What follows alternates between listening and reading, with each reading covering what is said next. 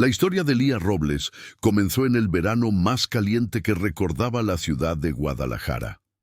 El pavimento ardía desde temprano y el aire olía a gasolina y mangos pasados. Era julio de 2013, el año en que el país se debatía entre promesas de modernización y un aumento preocupante de desapariciones, especialmente de jóvenes mujeres. Lía tenía 17 años, un carácter reservado y un brillo en los ojos que contrastaba con su manera tímida de moverse. Su madre, Ofelia Aguado, solía decir que esa niña había nacido con una antena interna para sentir lo que otros callaban. Vivían en el barrio de Santa Teresita, una zona de calles tranquilas, donde los vecinos todavía se saludaban por nombre.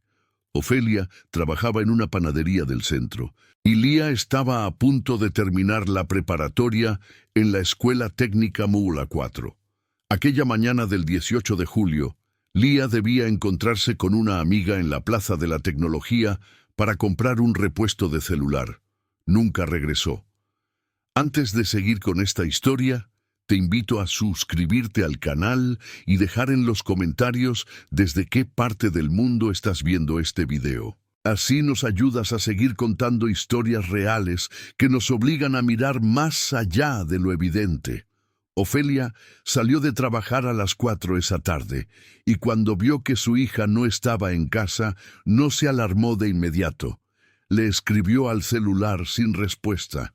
A las 8 el presentimiento ya era otro, el silencioso y frío que se instala en los huesos cuando algo no encaja. Esa noche, Ofelia recorrió sola las calles, el mercado, las paradas de camión, el parque donde Lía solía sentarse a estudiar. Nadie la había visto. Al día siguiente fue a la fiscalía.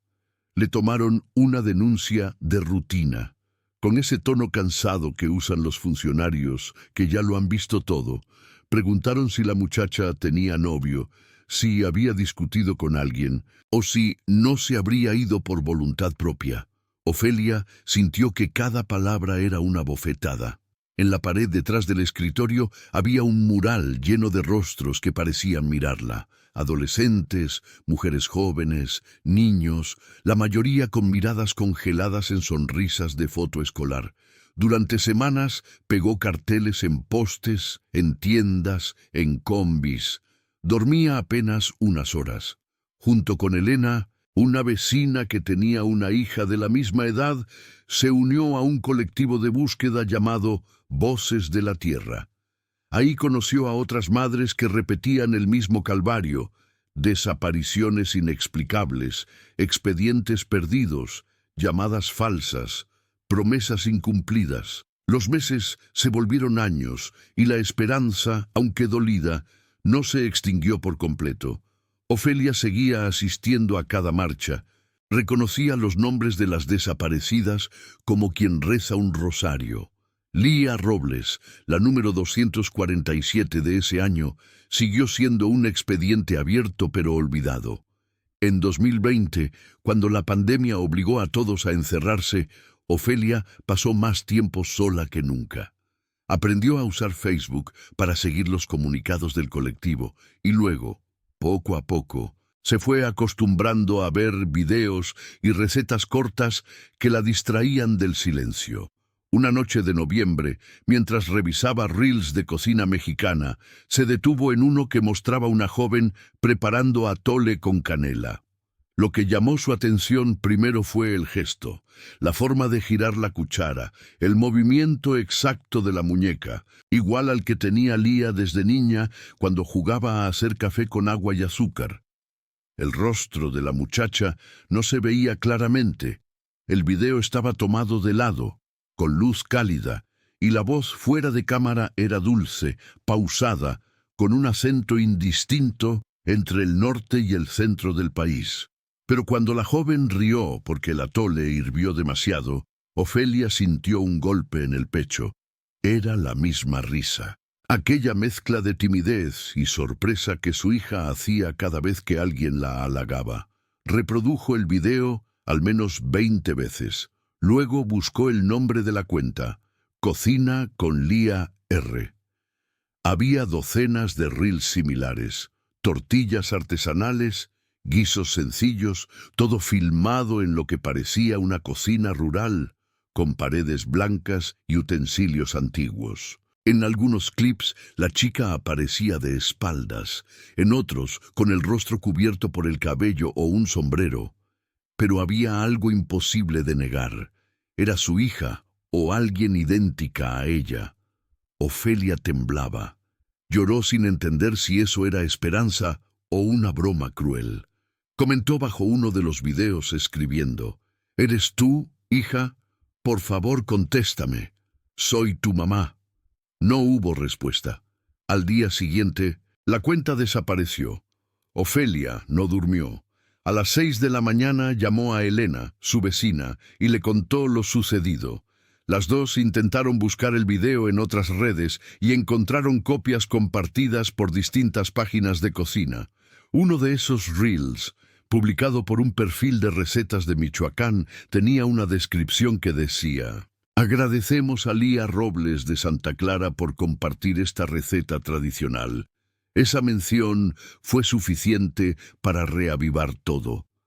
Ofelia viajó a Michoacán en autobús 3 días después, empujada por la posibilidad de encontrarla, aunque no sabía por dónde empezar. Llevaba copias impresas del rostro de su hija y una esperanza rota, pero viva. Santa Clara resultó ser un poblado pequeño en las afueras de Zamora, rodeado de huertas y calles polvosas. Preguntó por Lía en las tiendas, en el mercado, en el templo. Algunos dijeron haberla visto en la casa de los artesanos, otros no sabían nada. Hasta que un joven, un vendedor de maíz, le señaló una casa al final de la calle principal. «Ahí vive una señora con una muchacha muy parecida a esa foto», dijo. «Llegaron hace como 3 años. Trabajan haciendo atoles para vender en la plaza». Ofelia sintió que el corazón se le iba a escapar del pecho. Caminó hacia la casa. Tenía la fachada azul celeste y una puerta de madera. Tocó una vez. Nadie respondió. La volvió a tocar, y al tercer intento se abrió una rendija. Una mujer mayor, de rostro cansado pero amable, la miró con curiosidad. «¿Busca a alguien?» Ofelia apenas podía hablar. «Busco a una muchacha, Lía Robles. Tiene 24 años ahora. Creo que vive aquí». La mujer frunció el ceño, negando. «No, aquí solo vivimos mi hija y yo, y ella se llama Lucía». Ofelia pidió verla. Mientras discutían suavemente, una voz detrás preguntó: «¿Quién es, mamá?» El sonido heló el aire. Era idéntico. Ofelia empujó la puerta sin pensar. En el pasillo, bañada en luz, estaba una joven con cabello más corto, piel más morena, pero el mismo lunar sobre el labio. Se quedaron mirándose, sin pronunciar palabra, durante lo que pareció una eternidad. La joven bajó la mirada. «Creo que se equivoca», dijo con voz temblorosa. «No la conozco». Pero su mano derecha, la que sostenía el cucharón, temblaba igual que la de Lía cuando estaba nerviosa. Ofelia dio un paso adelante. «Lía, soy yo». La mujer mayor intervino con firmeza pidiendo que Ofelia se fuera. «Está confundida, señora.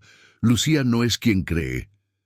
Ofelia salió sin resistencia, sabiendo que esa negativa escondía algo. Antes de irse, dejó una foto en la puerta. Lía con su uniforme escolar, sonriendo frente a la casa de Guadalajara. Detrás escribió: «Si me recuerdas, llama a este número. No tengo nada que reclamarte. Solo quiero saber que estás viva». Esa noche, Ofelia durmió en una posada del pueblo, mirando el techo y escuchando los ruidos del campo. No sabía qué era peor, la posibilidad de haberse equivocado o la certeza de haberla encontrado y no poder abrazarla. Al día siguiente alguien tocó su puerta. Una voz femenina, temblorosa, susurró desde afuera: «Señora». Ofelia se levantó de un salto, abrió, y allí estaba ella. Con lágrimas en los ojos, la muchacha la miraba en silencio. «Mamá», dijo apenas, «no puedo volver». y desapareció corriendo antes de que Ofelia pudiera alcanzarla. Esa mañana, Ofelia tardó en reaccionar. No sabía si había sido un sueño o si realmente su hija había estado frente a ella. El eco de su voz, ese mamá, seguía flotando en la habitación como un mantra imposible de apagar. Abrió la ventana y miró hacia la calle, vacía y silenciosa.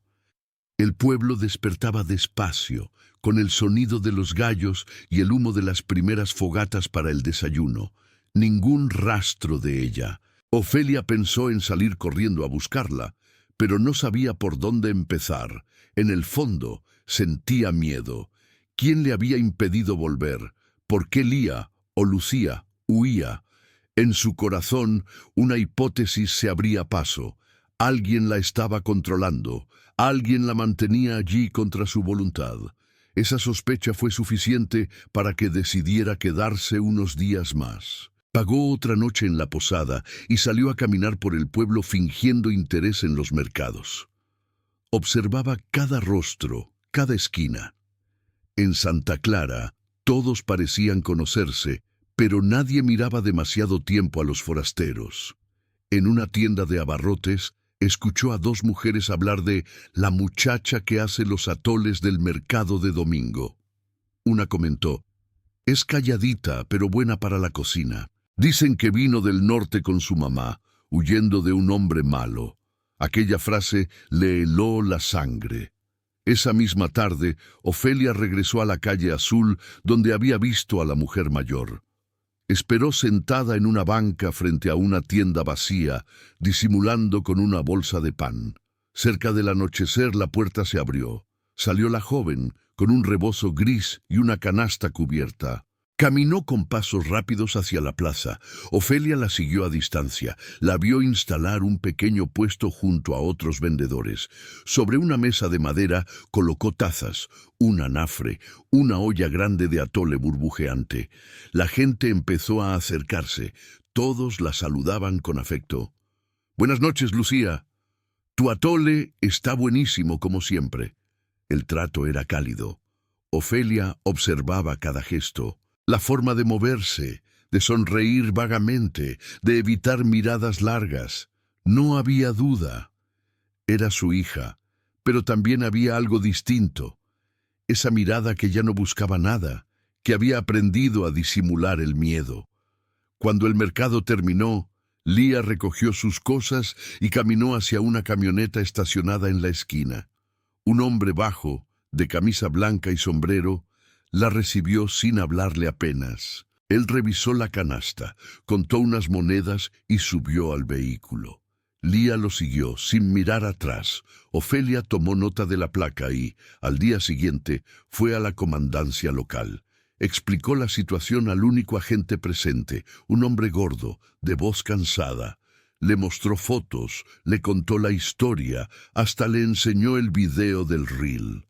El agente asintió, pero en su tono no había interés, solo rutina. «Mire, señora», le dijo, «aquí esas cosas son delicadas. Si la muchacha ya vive bajo otro nombre y tiene otra vida, nosotros no podemos obligarla a nada. Si no hay denuncia de delito actual, poco se puede hacer». Ofelia insistió, y él agregó en voz baja: «Y si de verdad vino huyendo, es mejor no moverle. Aquí hay gente que no perdona cuando uno mete las narices». Aquellas palabras le retumbaron todo el día. Decidió acudir a la iglesia. En el templo de Santa Clara, un edificio de cantera con vitrales gastados, habló con el padre Benito, un sacerdote anciano que parecía conocer a todos los habitantes. Le mostró una foto de Lía adolescente. El cura miró largo rato y suspiró. «Sí, la conozco. Llegó hace unos años con su madre. Dijeron que venían de Sonora. La muchacha es muy buena, muy trabajadora. Pero se nota que carga con algo. Nunca habla del pasado». «¿Su madre?», preguntó Ofelia. «¿Esa señora mayor?». El sacerdote asintió. «Doña Mercedes, vende dulces y artesanías en el mercado. Dicen que la recogió en la carretera. La muchacha no hablaba, estaba golpeada. El alma de Ofelia se llenó de confusión, golpeada, rescatada o secuestrada otra vez. Salió del templo con una mezcla de rabia y esperanza. Esa noche decidió esperar frente a la Casa Azul. Quería verla cara a cara, sin testigos. Pasadas las 10, vio la silueta de Mercedes cerrar la puerta con llave. La luz del interior se apagó. Ofelia se acercó despacio, dejó una nota en la rendija pidiendo encontrarse a solas, solo para hablar. A la mañana siguiente, cuando volvió, la nota había desaparecido. Nada ocurrió durante 2 días.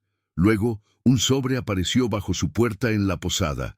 Dentro había una hoja doblada y una foto. La foto mostraba a Lía sonriendo entre vasijas de barro con un delantal blanco. En el reverso, un mensaje corto. «No me busques, mamá. Estoy bien. Déjalo así». Ofelia rompió a llorar. Sabía que su hija estaba viva, pero algo en esas palabras no era libre. Había obediencia, miedo o tal vez protección hacia alguien. Aún así, no podía rendirse. Llamó a sus amigas del colectivo Voces de la Tierra y les contó todo. Una de ellas, Carmen, le consiguió el contacto de una reportera independiente que seguía casos de desapariciones en el occidente del país. La periodista Ana Ledesma llegó 2 días después con su cámara y una libreta. «Si realmente es Lía», le dijo, «debemos documentar todo. Pero cuidado, estos pueblos tienen sus dinámicas. A veces intervenir puede poner en riesgo a la persona que queremos salvar». Pasaron juntos una semana en Santa Clara, observando, entrevistando discretamente. Los registros del municipio no mostraban a ninguna Lucía con apellido Robles, pero sí existía una Lucía García, registrada en 2017 como nacida en Navojoa, con madre adoptiva llamada Mercedes García. Ese registro, evidentemente fabricado, era la cobertura legal de su nueva identidad.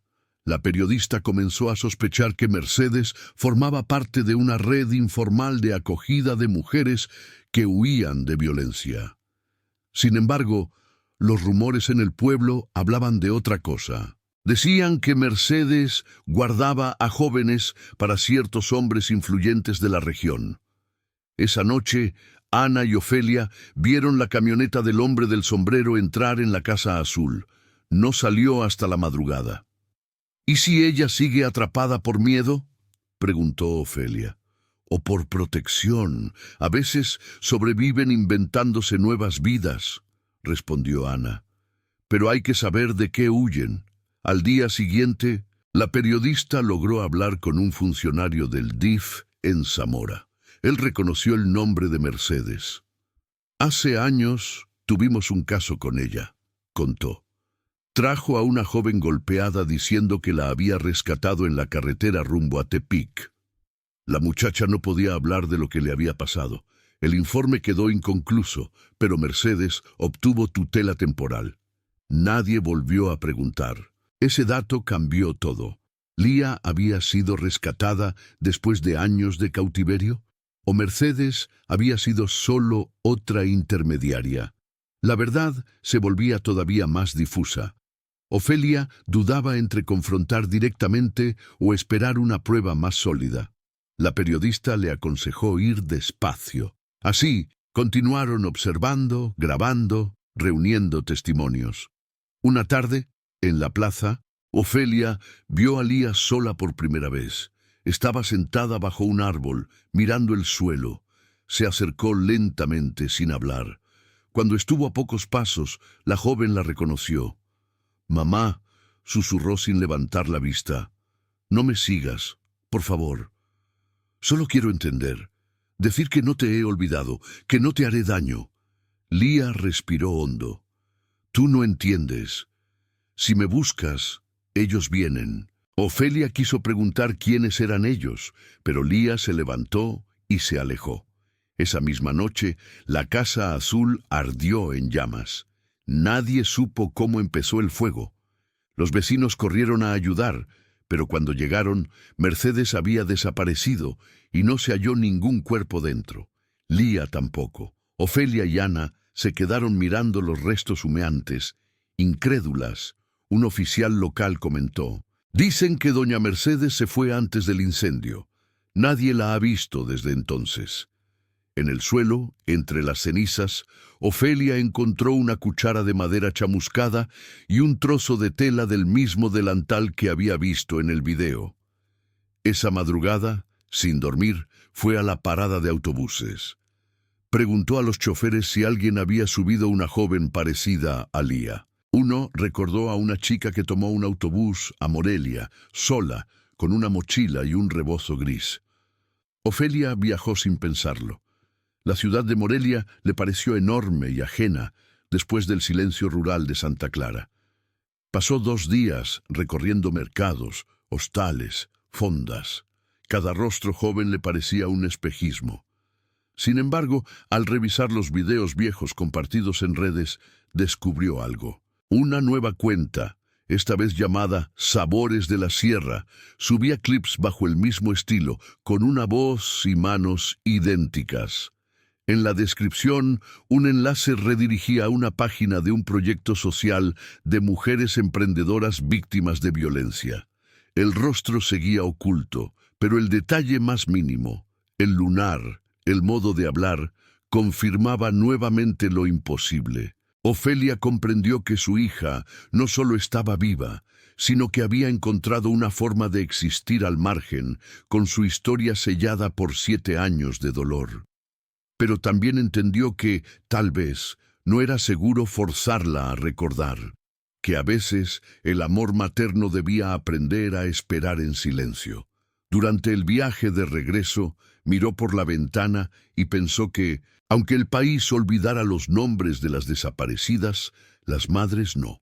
Ellas siguen cada rastro, cada voz, aunque sea una risa en un video perdido entre millones. El regreso a Guadalajara fue silencioso. Ofelia miraba por la ventana del autobús mientras la carretera se deslizaba como un río interminable. Había pasado casi una década desde la desaparición de su hija, pero cada kilómetro recorrido traía de regreso ese mismo vacío que nunca aprendió a llenar. En su celular guardaba las fotos de Santa Clara, los videos, las notas de la periodista. Nada de eso había llegado a ser prueba suficiente ante las autoridades, pero para ella bastaba con saber que su hija respiraba en algún lugar de ese país inmenso. Durante los días siguientes, Ofelia volvió a la rutina de la panadería, aunque su mente permanecía en Michoacán. A veces, entre el aroma del pan recién horneado, recordaba el olor del atole hirviendo y sentía que todo lo que había vivido podría confundirse con una pesadilla. La gente del barrio la felicitaba por haberla encontrado, pero no comprendían lo que aquello realmente significaba. Encontrarla no era lo mismo que recuperarla. Un mes después, recibió una llamada desde un número desconocido. La voz del otro lado era femenina y nerviosa. «¿Ofelia Aguado?» «Sí, ¿quién habla?» «Soy Ana Ledesma, la periodista. Necesito verla. Es urgente». Se reunieron esa misma tarde en un café del centro. Ana tenía el rostro pálido y los ojos enrojecidos de falta de sueño. Puso sobre la mesa unos documentos y fotografías tomadas de pantalla de redes. «Encontré a Mercedes», dijo sin rodeos. Ofelia la miró incrédula. Ana continuó. «Está en un hospital de Morelia. Se cayó en la terminal de autobuses. No llevaba identificación, pero una enfermera la reconoció por las noticias locales. Dijo algo antes de perder el conocimiento. Cuide a la niña, la buscan». El corazón de Ofelia empezó a latir con fuerza. «¿La niña? ¿Lía? ¿Dónde está?» Ana negó despacio. «Eso es lo que no sabemos, pero hay pistas». En su bolso encontraron un papel con un nombre. Ramos 58 Huetamo. Esa dirección fue el nuevo punto en el mapa del destino. Sin pensarlo, ambas viajaron a Huetamo al día siguiente.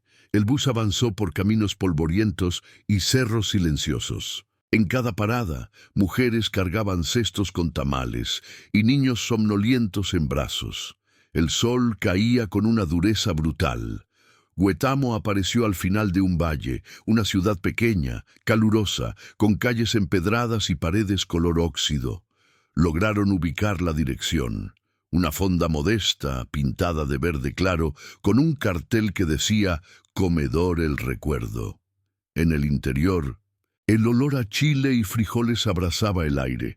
Una joven de cabello recogido y delantal blanco servía mesas. Cuando la vio acercarse, Ana contuvo el aliento. Era ella. Ofelia no necesitó dudar. Reconoció en segundo cero a su hija, aunque su expresión era otra. Más serena, más adulta, como si hubiera aprendido a vivir con un secreto que no podía compartir. El encuentro fue breve, contenido por el ruido del lugar. «¿Podemos hablar afuera?», preguntó Ofelia. Lía asintió, pero primero terminó de limpiar una mesa, en un gesto casi mecánico de quien ya no puede escapar de su papel. Salieron a un pasillo lateral, donde el viento traía olor a tortillas y a polvo. «Hija», dijo Ofelia conteniendo las lágrimas, «fui donde Mercedes. Sé lo que te pasó. Ella me salvó», interrumpió Lía en voz baja. «No la culpes. Yo no podía volver, mamá». El silencio entre ambas era un abismo acumulado durante 7 años. «Cuéntame», pidió Ofelia. «Necesito entender». Lía respiró hondo. Por primera vez en mucho tiempo, dejó caer la máscara. «Aquel día, cuando desaparecí, no iba sola. Un tipo ofrecía trabajos en una cocina de Tepic. Yo solo quería ayudar, mamá. En el camino algo se torció. Nos detuvieron en una casa en las afueras de Nayarit. Éramos 4 muchachas. Dijeron que trabajaríamos en un restaurante, pero...» Calló unos segundos buscando fuerza. «No era eso». Ofelia apretó los puños. «Estuve meses sin saber dónde estaba. Nos mudaban de casa en casa. Un día logré escapar por una ventana sin zapatos. Caminé por horas hasta la carretera. Una camioneta se detuvo y una mujer bajó. Era Mercedes. Me llevó a su casa, me dio de comer, me curó. Cuando supe que me buscabas, ya habían pasado 3 años. Pero tenía miedo de que volver significara que ellos me encontrarían otra vez».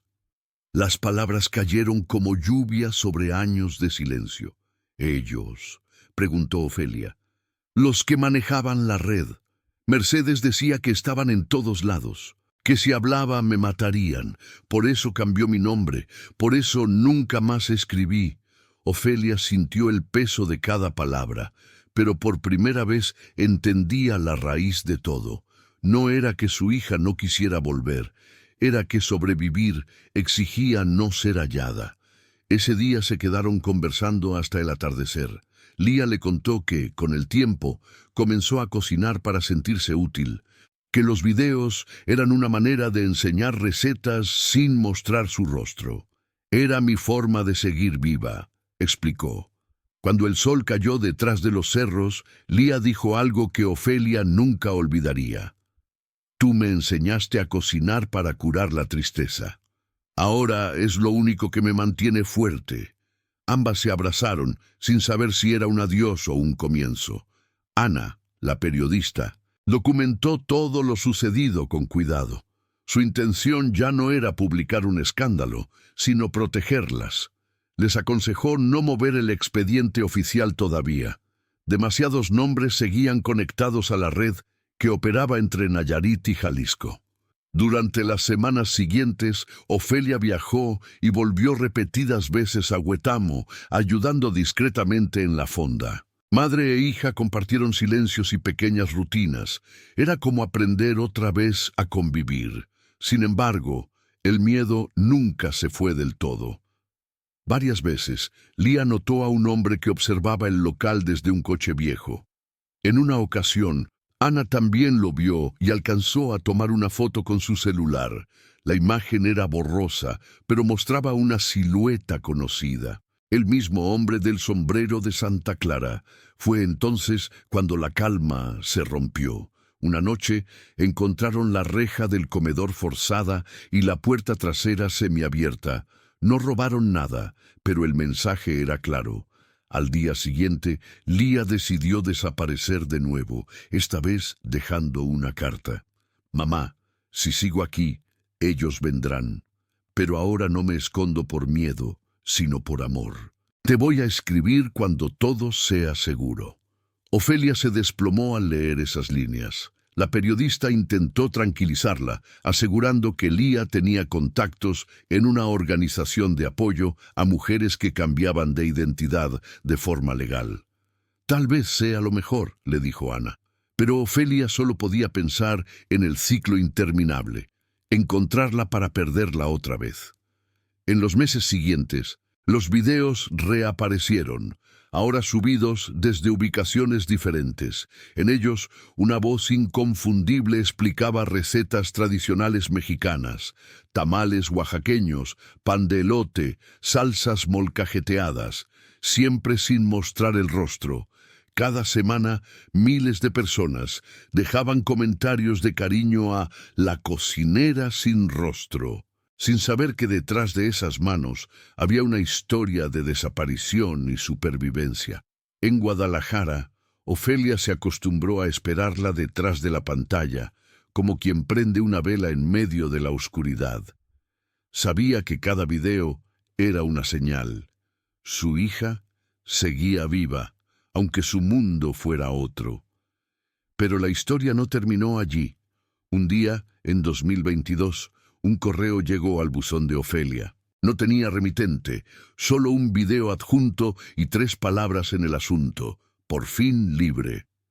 En el clip, grabado con una cámara sencilla, Lía aparecía al fin de frente, con una sonrisa serena, parada frente a un río. Detrás, un letrero de madera decía: «Proyecto Esperanza, Mujeres Renaciendo». Una iniciativa comunitaria que apoyaba a víctimas de trata en el sur del país. Ofelia lloró frente a la pantalla. Su hija no solo había sobrevivido, ahora ayudaba a otras. Nunca se volvieron a reunir en persona. Era un pacto silencioso entre ambas. Amor sin presencia, vida sin sombras. Lía siguió compartiendo sus recetas, siempre con la frase final: «Cocinar también es recordar y sanar». En cada video, Ofelia reconocía gestos antiguos, ecos de la niña que giraba el cucharón con torpeza y reía cuando el atole hervía demasiado. Comprendió entonces que la memoria también puede cocinarse. Se mezcla el dolor con la harina del tiempo, y de ese fuego lento renace algo nuevo, frágil pero real, como la esperanza de una madre que no deja de buscar. Los meses que siguieron al último video de Lía fueron de absoluta calma en la vida de Ofelia. La panadería seguía oliendo a canela y manteca por las mañanas, y aunque sus arrugas eran más profundas y el cabello más gris, había en su mirada una serenidad nueva. Había entendido que su hija estaba viva y que su libertad debía tener el precio del anonimato. Sin embargo, el país seguía cambiando, y las historias de desapariciones continuaban repitiéndose en los noticieros con una regularidad que dolía. Cada vez que veía un nuevo caso, Ofelia cerraba los ojos y volvía a aquella sensación del 18 de julio de 2013, la angustia ciega de no saber. Era un dolor que nunca se extingue, solo se acomoda. Así fue que empezó a participar más activamente en el colectivo Voces de la Tierra otra vez, aunque ya no como madre que busca, sino como mujer que acompaña a otras. Un mediodía, durante una reunión del grupo, llegó Ana Ledesma, la periodista, con su libreta en mano y una mirada que mezclaba entusiasmo y cansancio. «Traigo noticias fuertes», anunció. «La red que operaba entre Nayarit y Jalisco está cayendo». Detuvieron al hombre del sombrero. Silencio en la sala. Varias mujeres dejaron de tomar nota y la miraron expectantes. «¿El mismo que vigilaba la fonda en Huetamo?», preguntó Ofelia. Ana asintió. «Sí, su nombre real es José María Andrade, pero lo conocían como el Güero. Era parte de un grupo de tratantes que usaba promesas de trabajo en cocinas y fondas rurales. Lo rastrearon a través de un operativo del gobierno estatal con apoyo de una organización civil. Ofelia sintió cómo el aire se volvía liviano por primera vez. Todo lo que su hija le había contado comenzaba a encajar. ¿Y Mercedes?, preguntó una de las madres. Falleció hace 3 meses, respondió Ana con pesar. Pero, según el informe, antes de morir entregó una lista de nombres y direcciones. Entre ellos estaba Lía y otras 8 jóvenes que había acogido desde 2014. Su testimonio fue clave. Era un golpe de realidad. Aquella mujer que Ofelia había odiado por retener a su hija, en realidad había sido su protectora. Su silencio, su misterio, todo tenía sentido. Días después, Ana invitó a Ofelia a viajar con ella a Morelia. El motivo: la fiscalía había pedido testimonios de familiares para formalizar la identificación de las víctimas rescatadas. Aunque sabían que Lía no aparecería allí, su nombre seguía vinculado al expediente original. El edificio de la fiscalía tenía ese olor de papeles viejos y café recalentado que acompaña a todo trámite burocrático. En la sala de espera, Ofelia miraba a otras madres y pensaba que todas llevaban el mismo gesto, una mezcla de fe y resignación. Mientras esperaban, un joven fiscal de rostro amable se acercó con una carpeta.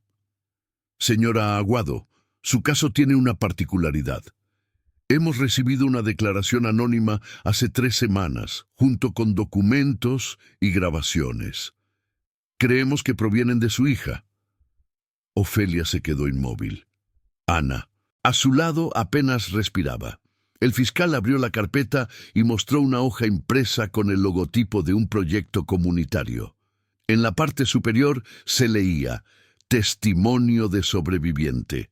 Caso Nayarit 2013». La voz en los audios era inconfundible. Lía relataba todo: la forma en que la retuvieron, los nombres de los hombres que manejaban los traslados, las casas donde las mantenían, y cómo Mercedes las ocultó durante meses hasta lograr sacarlas con ayuda de un sacerdote.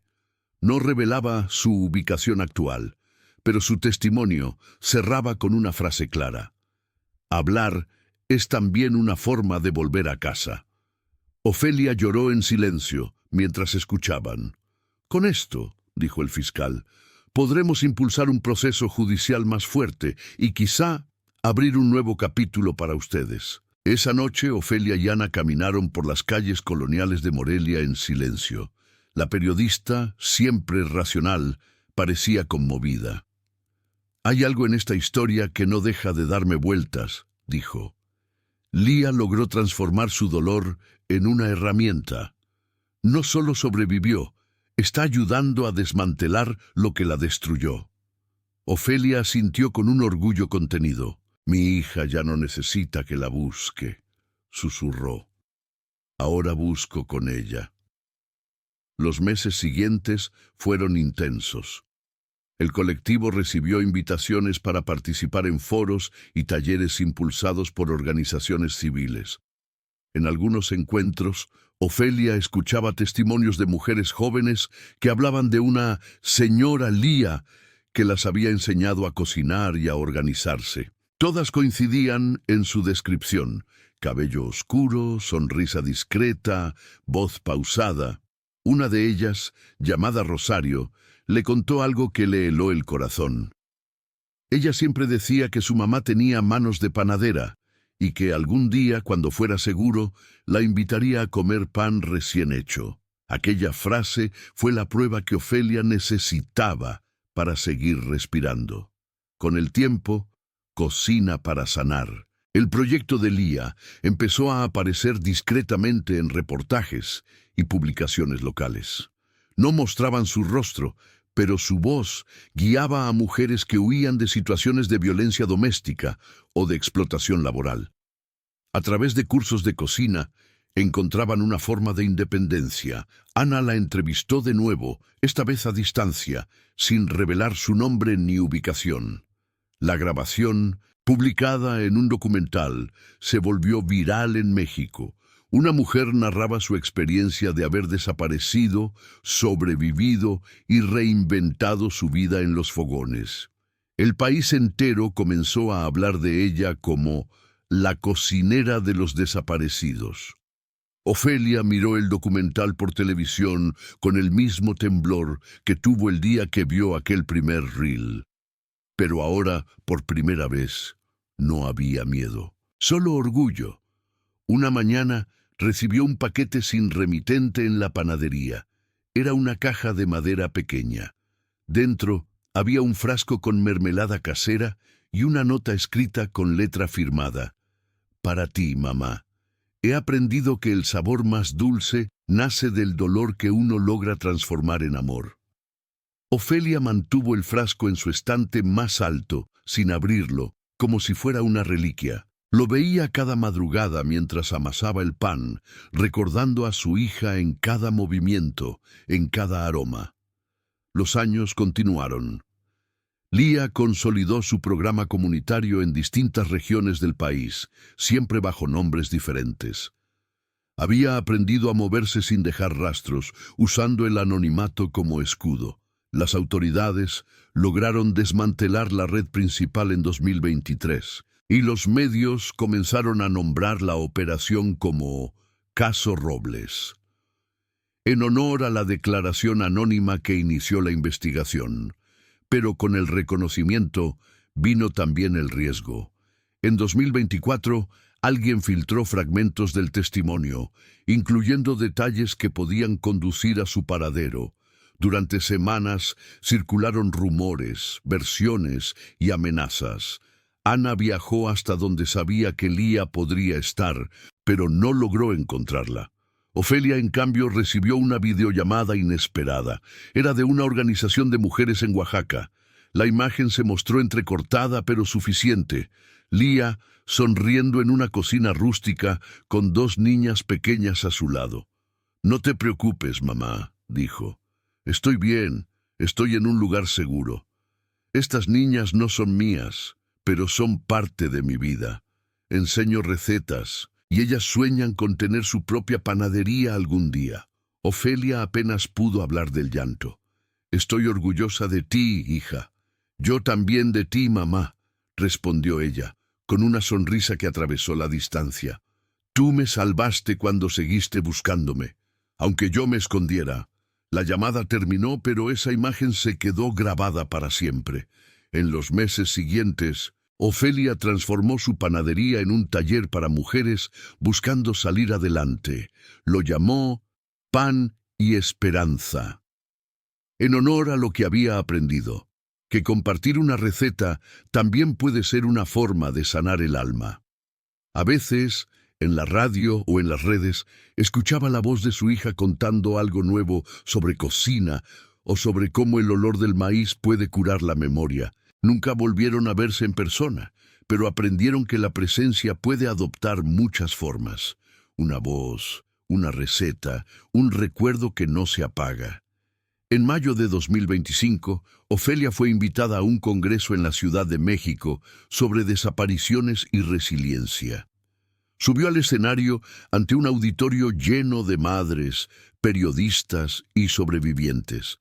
En su discurso final, dijo: «Cuando una hija desaparece, el mundo entero se vuelve un desierto, pero a veces, en medio de ese vacío, brota una semilla. Se llama memoria y se alimenta de amor. Mi hija vive en cada mujer que se levanta a cocinar para seguir adelante. Encontrarla fue entender que sobrevivir también es resistir». El público se puso de pie. Aplausos largos, sinceros, como pan recién salido del horno. Entre la multitud, una joven con sombrero tomó una foto y luego se retiró sin que nadie la notara. Minutos más tarde, el celular de Ofelia vibró. Un mensaje sin remitente, solo una imagen. La misma foto del Congreso, con una palabra escrita debajo: siempre. Ofelia sonrió. Sabía quién estaba detrás de ese mensaje y entendió que, aunque la vida las había separado para siempre de la manera más cruel, el amor entre madre e hija había logrado desafiar la desaparición, reinventándose en cada historia, en cada plato, en cada mujer que aprendía a mezclar harina con esperanza.